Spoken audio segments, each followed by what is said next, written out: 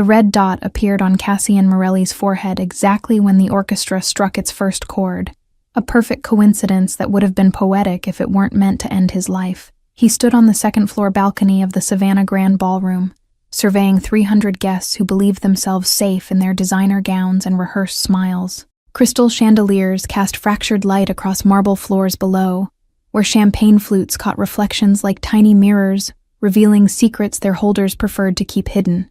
The annual art charity auction had transformed the ballroom into a gallery of human ambition, each attendee a carefully curated piece.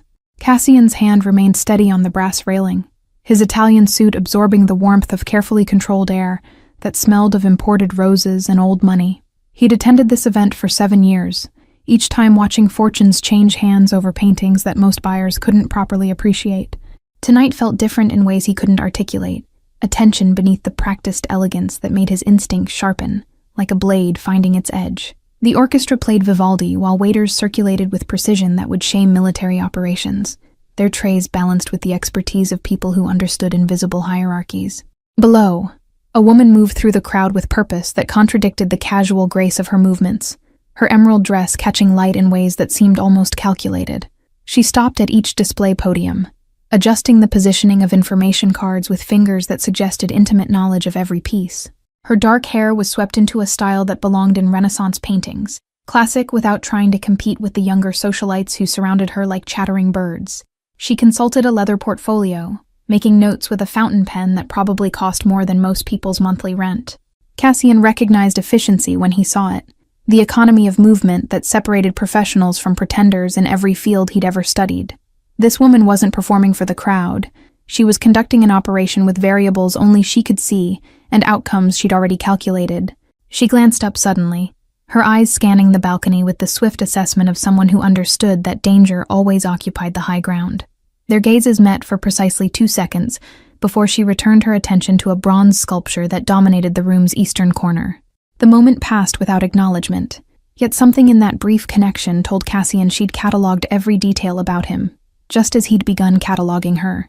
He descended the curved staircase with measured steps, nodding to acquaintances whose names he remembered, but whose significance had long since faded into background noise. A state senator grabbed his elbow with the familiarity of someone who believed shared golf games constituted real friendship, launching into complaints about property taxes that Cassian deflected with practiced phrases. He extracted himself near a display of impressionist watercolors, their soft edges contrasting sharply with the hard angles of the evening's unspoken tensions. The woman in emerald now stood beside a collection of pre-Columbian artifacts, her posture suggesting she was simultaneously present and removed from her surroundings. She spoke quietly with an elderly collector whose hands trembled slightly as he gestured toward a jade figurine, his enthusiasm genuine in a room full of calculated interest. Cassian moved closer, pretending to examine a painting that depicted the Savannah harbor at sunrise, all gentle colors and implied promise. From this angle, he could hear fragments of the woman's voice, cultured and calm, with an accent that suggested expensive education rather than geographical origin. "The provenance is impeccable," she was saying, her tone carrying the kind of certainty that ended arguments before they could begin. "I've verified each piece personally through 3 independent sources, including the original acquisition documents from the estate sale."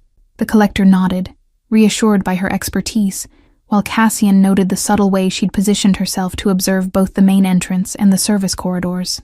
Most people didn't think about exit strategies at charity galas. Most people didn't need to.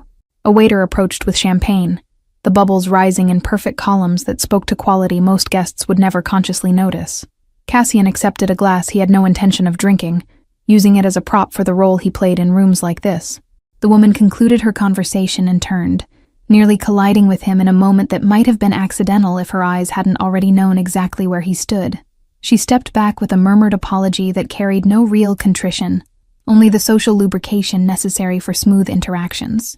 "The Monet is a reproduction," she said quietly, nodding toward the painting he'd been pretending to study, her voice pitched for his ears alone. "Excellent work, but the brush strokes in the lower left quadrant betray a modern hand attempting to channel a master's intuition." Cassian shifted his weight imperceptibly, a movement most wouldn't notice, but that changed his angle to the room by crucial degrees, that opened sightlines and tactical options. The woman watched this adjustment, with eyes that understood geometry in ways that transcended art history, her expression remaining pleasant, while calculations ran beneath the surface. "You have a discerning eye, miss," he began, leaving the sentence unfinished in the way that invited completion without demanding it outright. The orchestra transitioned to Mozart, and the crowd's conversation rose to match the tempo change, providing acoustic cover for words that needed privacy. "Rosalind. Alba Rosalind," she supplied, extending a hand that bore calluses in unexpected places for someone whose profession seemed to require only aesthetic judgment. "I'm the curator responsible for tonight's authentication process, which means I'm also responsible for admitting when pieces don't meet our advertised standards." Her handshake was firm without being aggressive, the grip of someone who understood that physical communication often revealed more than verbal exchanges ever could. Cassian held her gaze for a moment that stretched beyond politeness, finding intelligence there that made him recalibrate his initial assessment. "You're saying the auction house is selling forgeries?" he asked, keeping his voice neutral despite the implications that unfolded like origami in reverse, complexity emerging from apparent simplicity. Around them, guests laughed at jokes that weren't funny and complimented outfits they privately criticized, the social machinery grinding forward with relentless momentum. Alba's smile never reached her eyes, which continued their systematic scanning of the ballroom's geography with the patience of someone conducting surveillance. "I'm saying that even rigorous authentication processes occasionally discover inconsistencies requiring immediate disclosure, which I plan to make before formal bidding begins in 20 minutes. She adjusted her portfolio under one arm, the movement drawing his attention to the tension in her shoulders that contradicted her relaxed demeanor. Something was wrong in ways that transcended art fraud, a pressure building beneath the evening's polished surface like water seeking cracks in a dam. "The Renaissance sculptures arrived yesterday from a private collection in Barcelona," Alba continued, gesturing toward 3 marble pieces that dominated the room's western alcove. "Their documentation is flawless, their condition remarkable for pieces allegedly excavated in the 19th century, and their molecular composition suggests climate-controlled storage throughout their existence." Cassian recognized the pattern she was describing, having seen similar schemes in other industries, where authenticity mattered less than perception, and money moved through channels avoiding scrutiny. The sculptures were likely real, but their origins fabricated, creating paper trails that justified prices while hiding actual sources of funds seeking legitimacy. "Money laundering through art acquisition," he said quietly, stating fact rather than asking confirmation, watching her reaction for tells that would reveal whether she was victim or accomplice. "Someone's using the auction to clean cash through inflated purchases, with documentation that makes everything appear legitimate to regulators lacking expertise to question details." Alba's expression flickered with something that might have been relief before she composed herself back into professional neutrality. "The Barcelona collection was brokered through intermediaries I don't recognize, using authentication services that technically exist, but whose experts never physically examined the pieces." She moved toward the sculptures with Cassian following, their progress through the crowd appearing casual while maintaining the focused intensity of people conducting negotiations with consequences. Up close, the marble revealed craftsmanship that spoke to genuine skill, centuries of artistic tradition embodied in stone that had outlived empires. "They're beautiful regardless of their criminal utility," Alba said, her fingers hovering near the surface without quite touching, respecting boundaries even inanimate objects deserved. 15th century Florentine work, probably from a workshop that supplied the Medici family, though proving that connection would require access to private archives in Italy. Cassian studied her profile while she examined the sculptures, noting the way her jaw tightened almost imperceptibly when she mentioned the Medici family. That detail meant something personal, a connection that went deeper than professional interest in Renaissance art and extended into territory she wasn't ready to share. "You know who's behind this," he said, making it a statement rather than a question because her body language had already provided the answer. "And you know they're here tonight, watching to ensure their investment passes through the auction without complications that might attract unwanted attention." Alba turned to face him fully for the first time since their introduction, and he saw exhaustion behind the professional mask she wore so skillfully. "Mr. Morelli, I know exactly who you are and what you represent in this city's less visible power structures, which is why I'm going to be direct." The use of his name without him providing it confirmed she'd done research, understood the landscape she was navigating with the thoroughness of someone whose survival depended on accurate intelligence. Cassian felt respect mixing with curiosity, a combination that rarely occurred in his interactions with people who usually wanted something from him or feared what he might take. 3 men entered through the service entrance 40 minutes ago carrying equipment cases that security logged as catering supplies, Alba said, her voice dropping to a whisper that forced him to lean closer.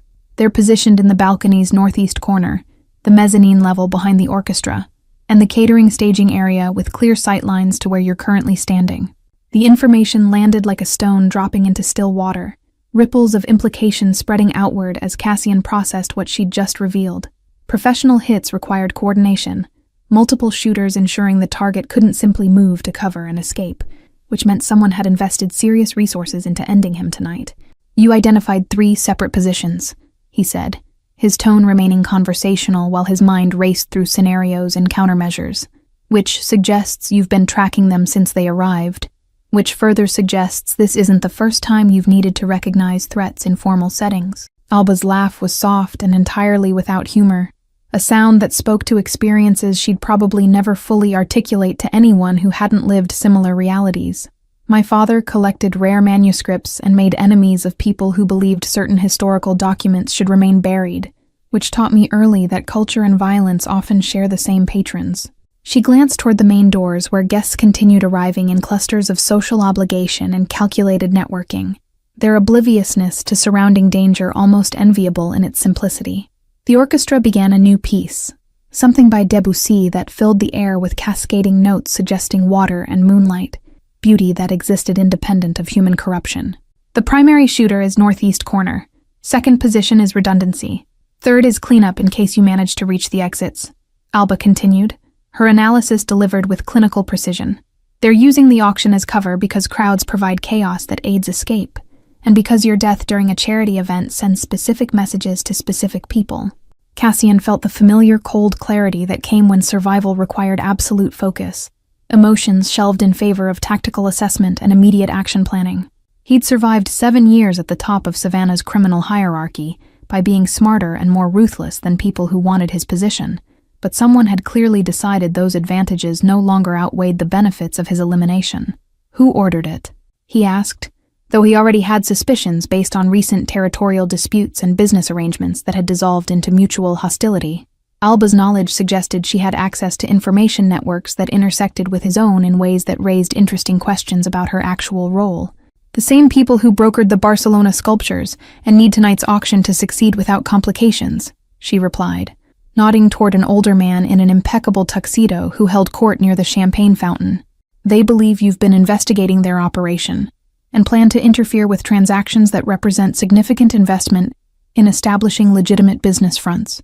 The man she'd indicated was Preston Thorne, a real estate developer whose recent expansion into art galleries and auction houses had seemed innocuous, until Cassian's accountants noticed patterns in property transfers that suggested deeper connections. Thorne laughed at something his companion said, the picture of respectable wealth and social standing that masked calculations running parallel to Cassian's own. They're partially correct, Cassian admitted, seeing no benefit in denying what Alba had clearly already deduced through her own intelligence gathering. I've been tracking money moving through art sales because it intersects with shipping contracts and port access that affect my business interests, which makes us accidental allies in opposing the same operation. Alba reached for a passing waiter's tray, selecting 2 champagne flutes with movements that appeared entirely natural to anyone watching from a distance. She handed one to Cassian, raising her own in a toast that positioned them as casual acquaintances sharing pleasantries, while her eyes conveyed urgency that contradicted the relaxed gesture. Smile like it's a joke, she said clearly, her voice carrying just far enough for nearby guests to hear words that seemed to be finishing some amusing anecdote.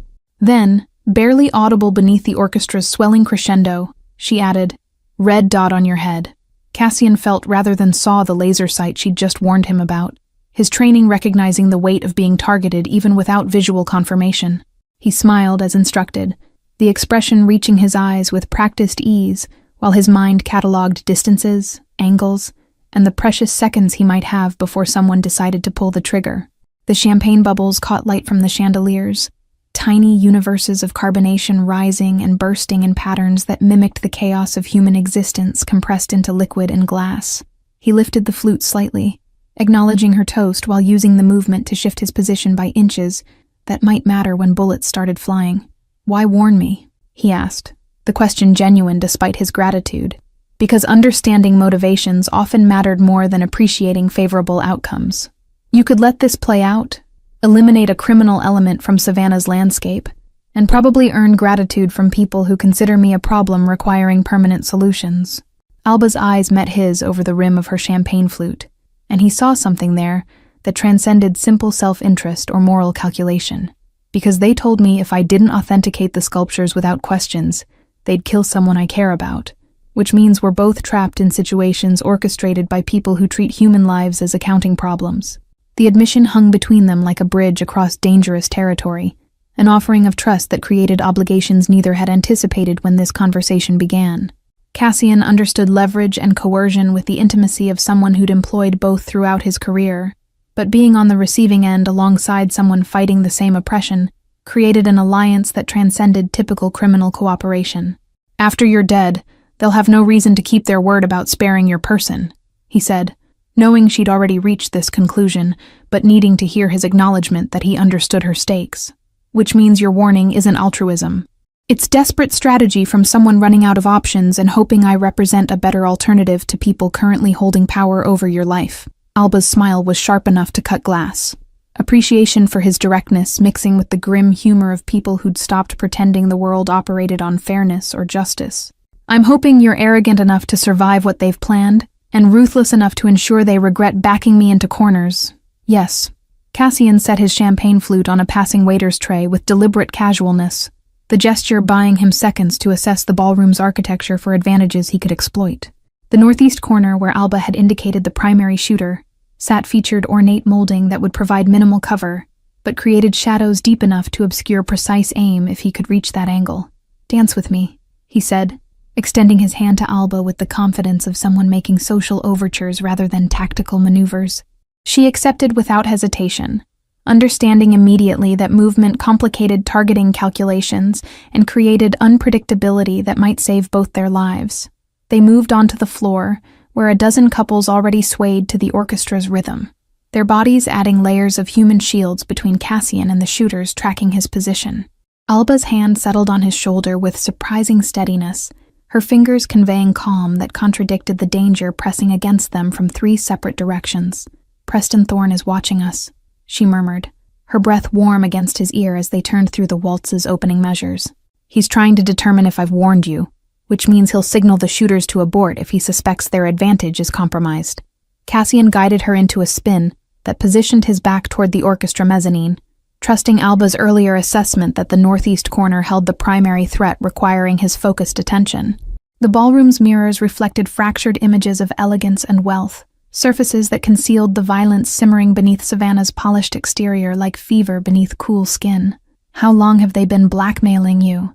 he asked, the question emerging from genuine curiosity rather than strategic necessity, because understanding her situation might reveal vulnerabilities in Thorne's organization. Alba's background suggested resources and connections that didn't align with someone who could be easily coerced unless the leverage was exceptionally personal. 26 months, she replied, her voice carrying the weight of days counted like prison sentences served in expensive clothes and forced smiles. "They discovered my brother's gambling debts to a loan shark operating out of Charleston, debts that would result in permanent physical damage, if not resolved through methods that don't involve conventional payment plans." The admission explained her expertise in recognizing threats and managing dangerous people, skills learned through necessity rather than choice during 2 years of navigating between legitimate art curation and criminal money laundering. Cassian felt the familiar recognition of someone whose life had been hijacked by circumstances beyond their control, forced into compromises that eroded identity until the mirror reflected strangers. "Your brother knows you're covering his debts through criminal activity?" he asked, though the answer mattered less than understanding the complete picture of Alba's constraints. Family loyalty created both strength and weakness, bonds that could be leveraged by people who understood that love often motivated behavior more effectively than fear. Alba's expression tightened almost imperceptibly, a flash of pain quickly suppressed beneath the professional mask she'd perfected through years of practice. "He died 8 months ago in a car accident that the police ruled as driver error, though the brake lines had been cleanly cut according to the mechanic's report that never made it into official records." The revelation shifted Cassian's understanding of her situation from coercion to something darker and more permanent, trapped in obligations that had outlived their original purpose. Thorne's organization had eliminated the leverage, but maintained control through implied threats that what happened to her brother could happen to anyone she developed connections with, including curators at galleries she worked with, or colleagues who depended on her professional recommendations.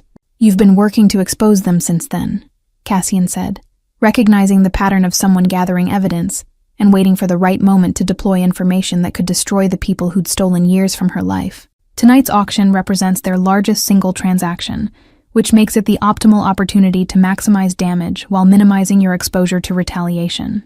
Alba guided them toward the ballroom's perimeter, where shadows offered slight concealment from the shooter's sightlines, her tactical thinking matching his own in ways that suggested either training or brutal education through survival.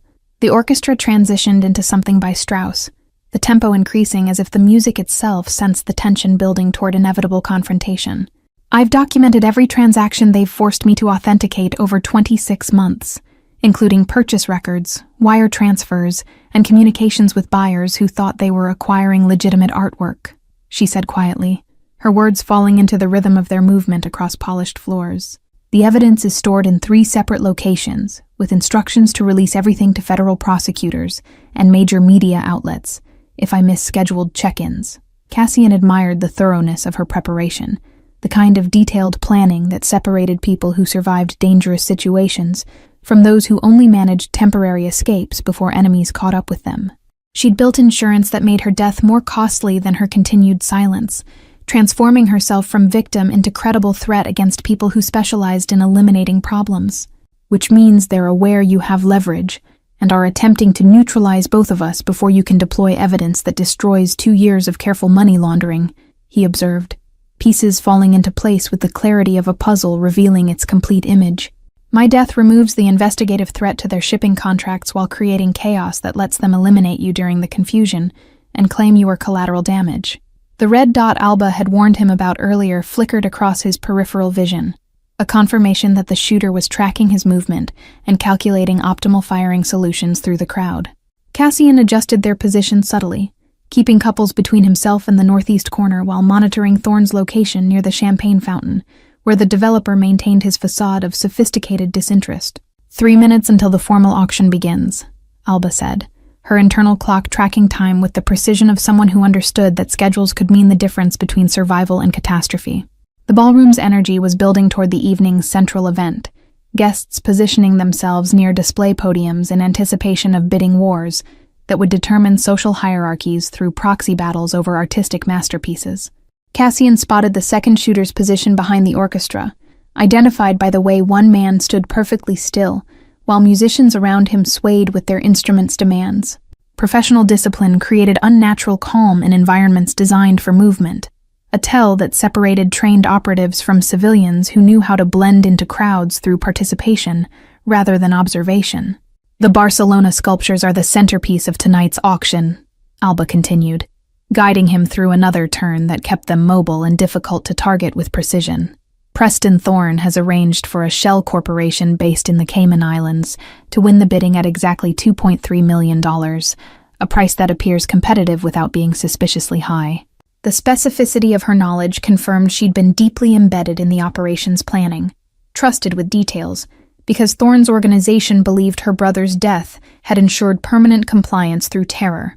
They'd underestimated the possibility that grief could transform into cold determination, that the loss of what they'd threatened to take might free someone to pursue revenge without remaining vulnerabilities to exploit.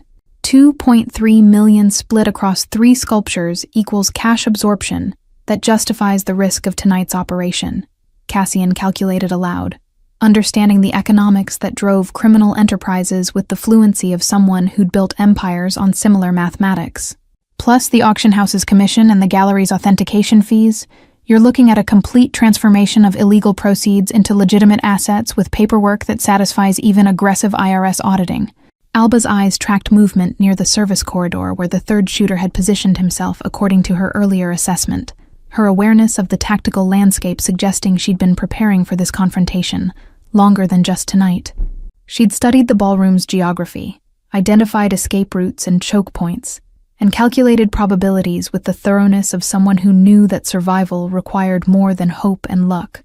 The The Cayman Corporation is owned by a trust that traces back through 4 layers of legal entities before connecting to Thorne, she explained, her voice carrying the exhaustion of someone who'd spent months untangling financial structures designed to obscure rather than reveal.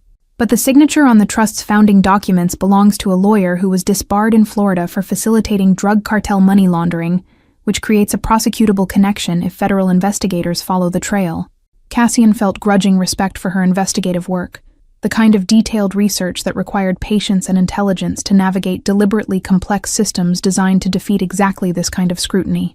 She'd built a case that could survive legal challenges, gathering evidence that met evidentiary standards, rather than just assembling suspicions and assumptions that would collapse under cross-examination. You were never planning to authenticate the sculptures tonight, he realized, understanding suddenly that her warning about the shooters was secondary to larger plans already in motion. You were planning to publicly question their provenance during the auction, creating a scandal that would freeze the sale and trigger investigations that would unravel Thorne's entire operation.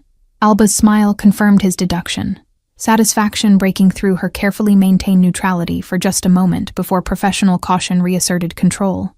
I was planning to reveal inconsistencies in the molecular dating that suggest the sculptures were treated with modern sealants, incompatible with their alleged 19th century excavation, which would halt the auction pending independent verification that could take months. The orchestra reached a crescendo that signaled the formal program was about to begin, and across the ballroom, Cassian saw Thorne moving toward the stage with the purposeful stride of someone about to make announcements.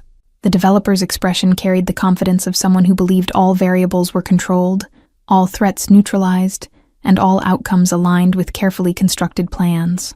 He doesn't know you've been documenting everything, Cassian said, recognizing that Alba's greatest advantage was Thorne's underestimation of someone he'd categorized as a controlled asset rather than an active opponent. He thinks your compliance is guaranteed by fear of what happened to your brother, which means he's about to discover that dead leverage sometimes creates more dangerous enemies than living threats ever could. Alba's grip on his hand tightened almost imperceptibly, a physical acknowledgement of the stakes they both faced in the next few minutes. The auction would either proceed according to Thorne's design with 2 additional bodies joining her brother in premature graves, or it would explode into chaos that exposed criminal enterprises and triggered investigations that would reshape Savannah's power structures. When I reveal the authentication problems, the shooters will receive orders to execute immediately, she said, her tactical assessment delivered with clinical detachment that came from accepting possible death as a cost of pursuing justice. They'll prioritize you first because you represent the physical threat, then target me before I can leave the building with evidence that exists beyond the copies I've already secured. Cassian processed the sequence she'd outlined, recognizing the precision of her analysis and the narrowing window for intervention that would allow either of them to survive what was coming. The ballroom had transformed from elegant social venue into a chessboard where pieces were positioned for endgame moves that would determine who walked away and who became casualties of battles fought in formal wear. Unless we change the board, he said quietly, an idea forming with the clarity that came when survival required abandoning conventional tactics in favor of improvisation. Thorne believes he controls all the variables because he's planned for violence and legal manipulation, but he hasn't planned for public exposure that makes executing either of us more costly than letting us live. Alba's expression shifted from resignation to curiosity, intelligence engaging with possibilities that expanded beyond her original plan for solitary confrontation and likely martyrdom. The orchestra's final notes faded into expectant silence as Thorne reached the microphone, preparing to welcome guests and introduce the evening's charitable purpose with practiced eloquence that disguised criminal enterprise as philanthropic generosity. Cassian released Alba's hand and moved toward the stage with confident strides that drew attention from guests who recognized his name if not his face, his reputation in Savannah's business community providing social capital he was about to spend in ways that couldn't be reversed. Thorne's expression flickered with surprise and calculation. As Cassian approached the microphone, the developer forced to maintain his welcoming smile while his mind raced through implications. Ladies and gentlemen, before we begin tonight's auction, I'd like to share some context about the magnificent pieces you'll be bidding on, Cassian said, his voice carrying across the ballroom with the natural authority of someone accustomed to commanding rooms. He gestured toward Alba, inviting her to join him on stage in a move that positioned them both in maximum visibility, where shooting either would create witnesses no organization could silence. Alba climbed the stage steps with measured grace, her expression composed despite the radical departure from her planned solitary revelation. Understanding immediately that Cassian was forcing Thorn to choose between abandoning tonight's operation or exposing himself through violence that couldn't be explained away as random tragedy. The shooters would need new orders, and Thorn would need seconds he didn't have to formulate responses to circumstances spiraling beyond his control. Ms. Rosalind has spent considerable time authenticating the Barcelona collection, and her findings reveal fascinating details about Renaissance craftsmanship that deserve recognition, Cassian continued, yielding the microphone to Alba while positioning himself between her and the northeast corner where the primary shooter maintained his concealed position. His body became a shield that would cost the organization their primary target if they chose to proceed with assassination attempts. Alba's voice was steady when she spoke, years of lecturing about art history, providing foundation for words that carried different weight tonight than they ever had in academic settings. The 3 sculptures you see in the western alcove represent exceptional 15th century Florentine marble work. Their craftsmanship consistent with workshops that supplied Europe's most powerful families during the Renaissance period.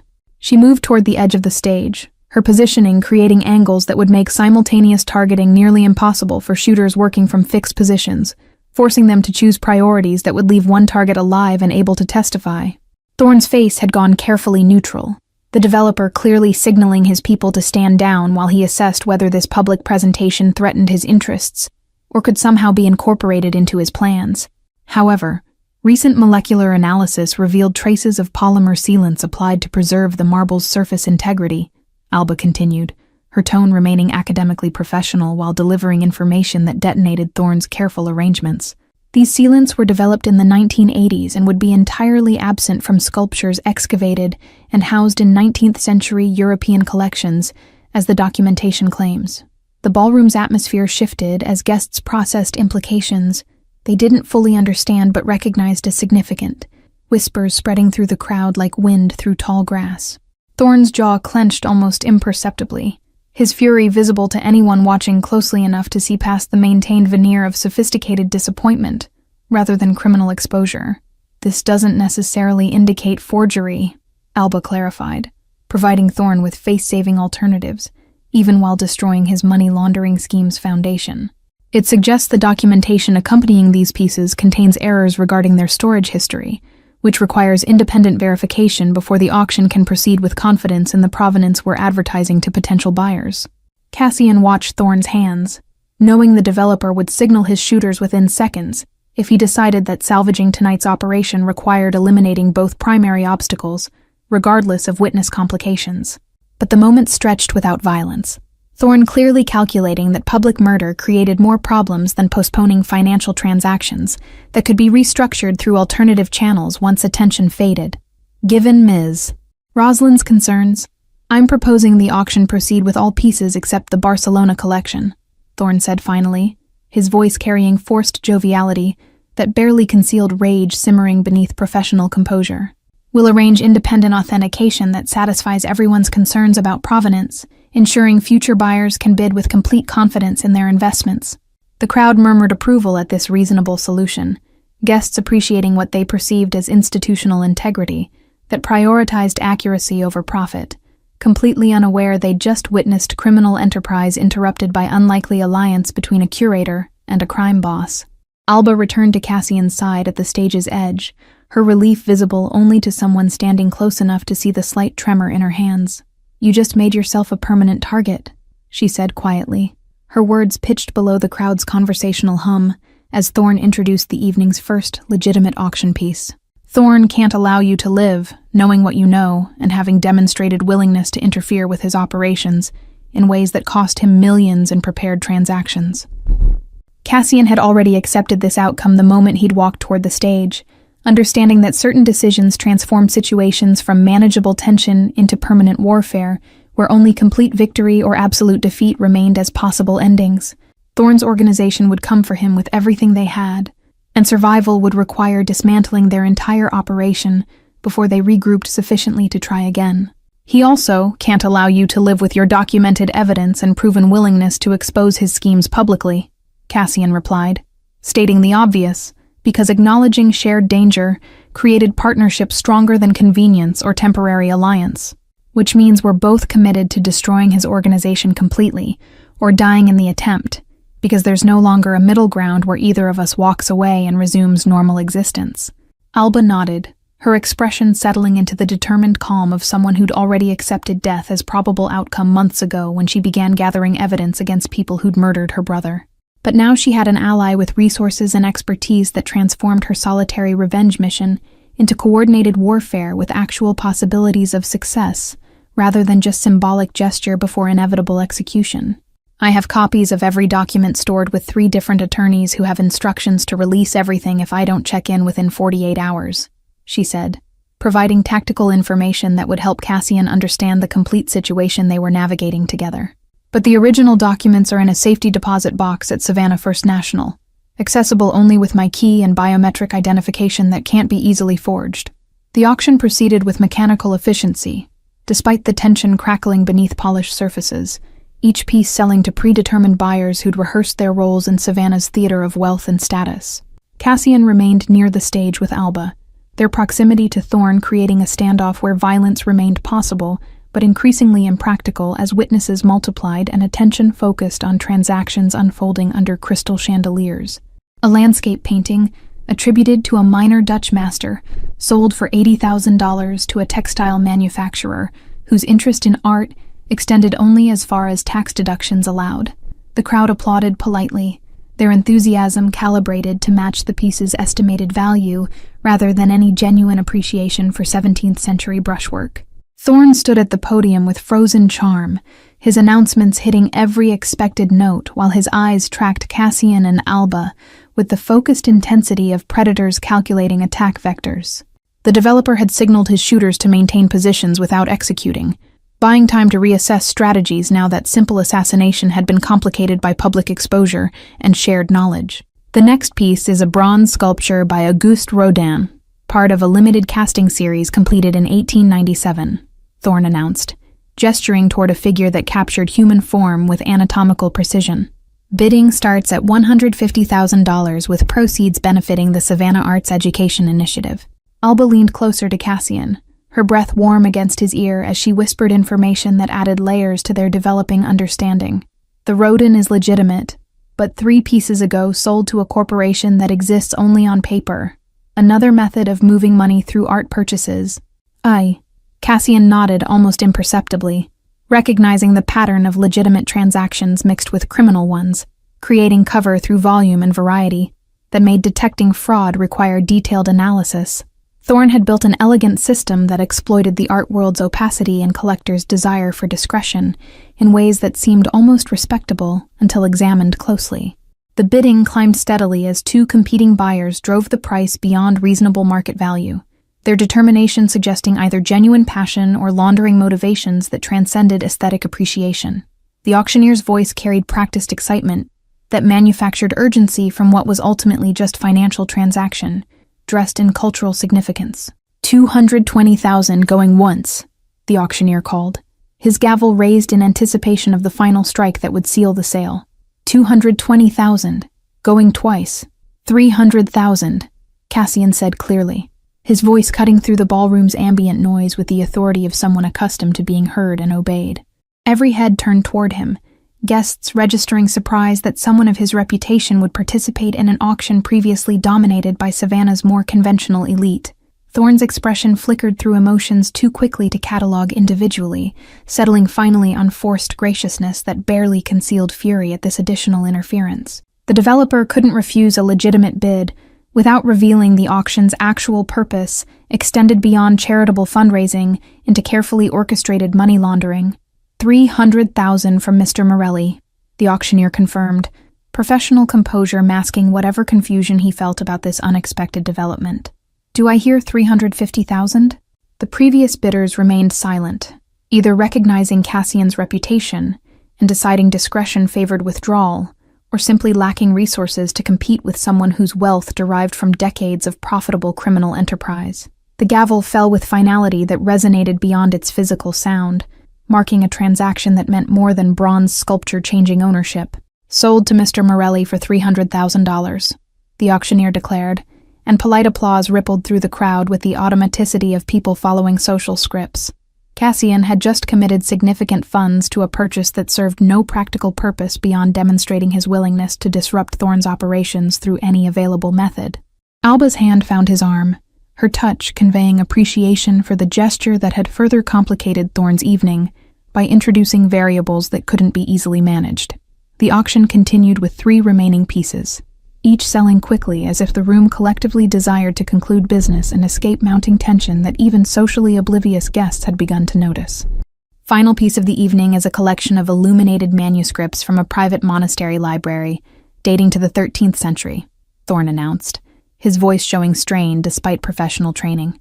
These represent extraordinary examples of medieval craftsmanship, with bidding starting at $200,000. The manuscripts were displayed in climate-controlled cases that protected fragile vellum pages, decorated with gold leaf and mineral pigments that had survived 8 centuries through careful preservation. Alba stiffened beside Cassian, her sudden tension communicating that these pieces carried significance beyond their obvious historical value and artistic merit. Those manuscripts were reported stolen from a private collection in Lyon 18 months ago, Alba whispered urgently, her knowledge of art theft databases revealing yet another layer of criminality woven through tonight's auction. French authorities have been tracking them through underground markets, and their appearance here suggests Thorne's operation extends internationally, with connections to organized theft rings in Europe. Cassian processed this information with the speed of someone trained to identify opportunities within unfolding crises, recognizing that stolen manuscripts represented leverage that transcended local jurisdiction. International art theft triggered treaties and cooperative enforcement protocols that made prosecution significantly easier than money laundering charges, requiring complex financial analysis. "Can you prove they're stolen?" he asked quietly, his mind already formulating plans that required documentation, capable of surviving legal scrutiny rather than just suspicions. Alba's expertise carried weight in authentication disputes, but criminal prosecution demanded evidence chains that met rigorous evidentiary standards designed to prevent wrongful convictions.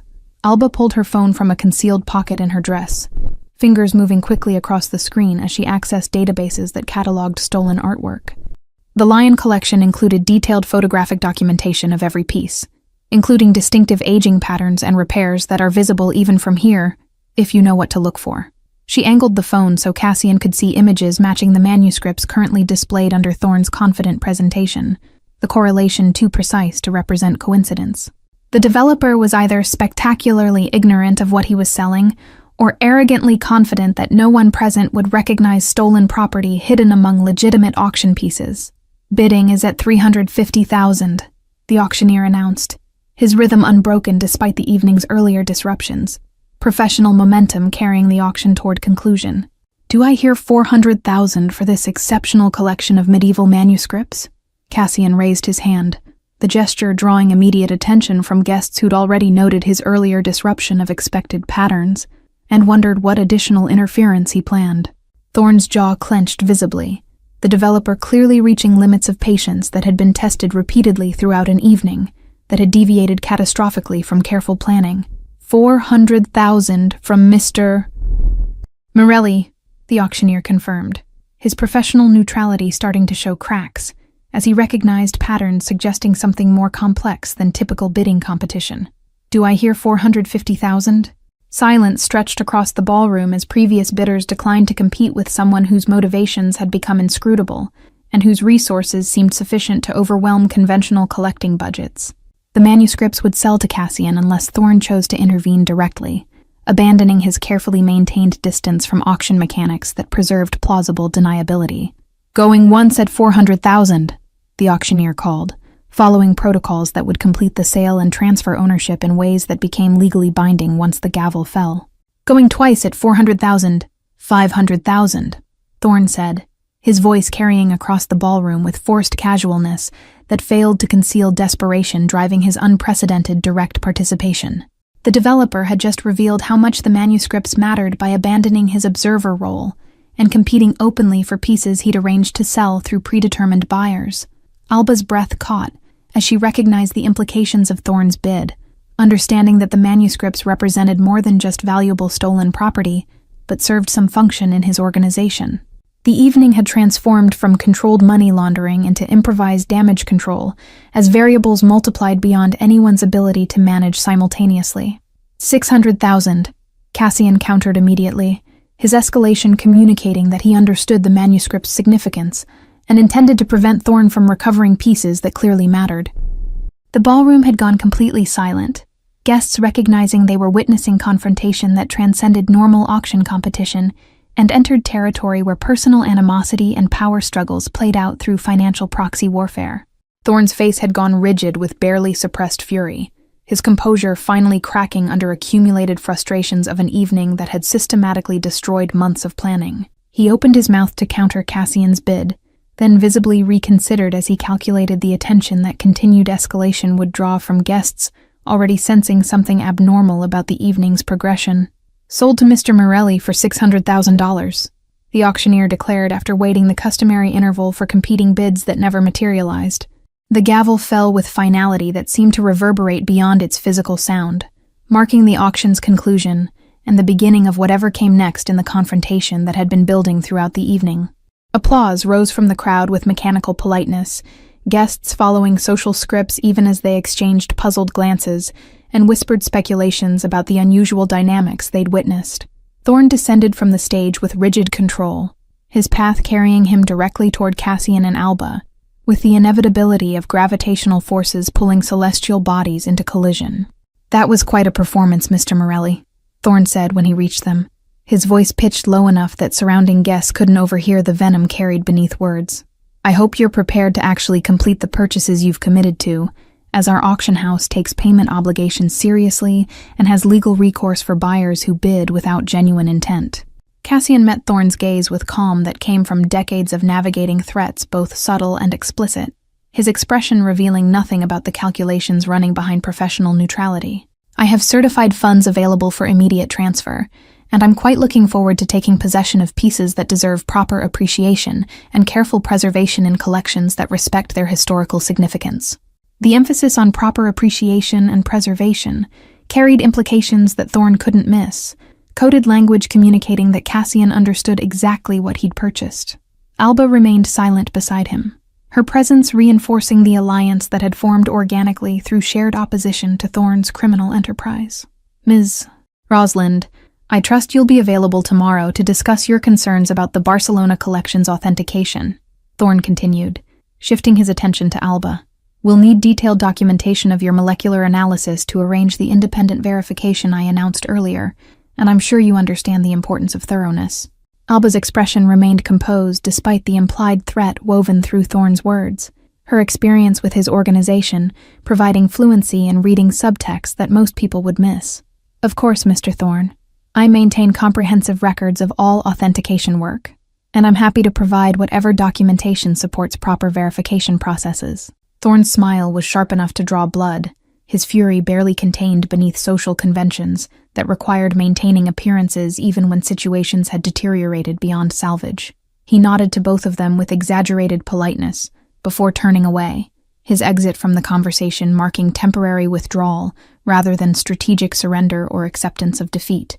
"He'll move against us tonight," Alba said once Thorne had departed, her tactical assessment delivered with certainty born from months of studying his patterns. "The shooters are still positioned, and he's just signaled them to proceed once we leave the ballroom's public space and enter areas where violence can be executed without immediate witnesses." Cassian had reached the same conclusion, recognizing that Thorne's organization couldn't allow either of them to survive with the knowledge and evidence they possessed. The developer would commit whatever resources necessary to eliminate threats before they could deploy information that would trigger investigations destroying everything he'd built. "My security team is positioned at all vehicle access points with instructions to escort us safely from the premises," Cassian said, pulling his phone to send encrypted messages. "And I have a safe location where we can plan our next moves without worrying about immediate assassination attempts." Alba hesitated for just a moment, clearly weighing her options and recognizing that accepting Cassian's protection meant fully committing to partnership that would reshape her life. Then she nodded, decision made with the finality of someone who understood that survival sometimes required trusting people whose backgrounds would normally inspire caution rather than confidence. They moved toward the ballroom's main exit together, maintaining casual postures that belied their awareness of danger, tracking their movement through spaces that had transformed from elegant venue into battlefield. Other guests were departing in clusters, their conversations focused on auction results and social observations that missed entirely the life-and-death struggles unfolding in parallel to their comfortable existence. Cassian's security team materialized from various positions as they approached the entrance. 6 men whose tailored suits couldn't quite conceal the athletic builds and tactical awareness that marked them as professionals. They formed a loose perimeter that appeared casual to observers, but created overlapping fields of observation and response capability that would counter threats from multiple vectors simultaneously. The night air hit them as they exited the ballroom, carrying humidity that promised rain before morning, and temperatures that made formal wear uncomfortable after the building's climate control.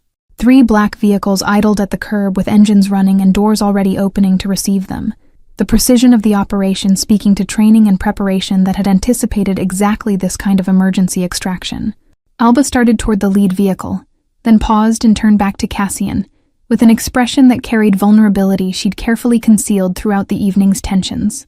Her hand reached out tentatively, not quite touching his arm, but hovering in the space between them with uncertainty that transcended tactical considerations and entered territory where human connection mattered more than strategic advantage. "I don't know what happens next," she said quietly, her voice carrying exhaustion from 2 years of forced compliance and months of planning revenge that had finally manifested.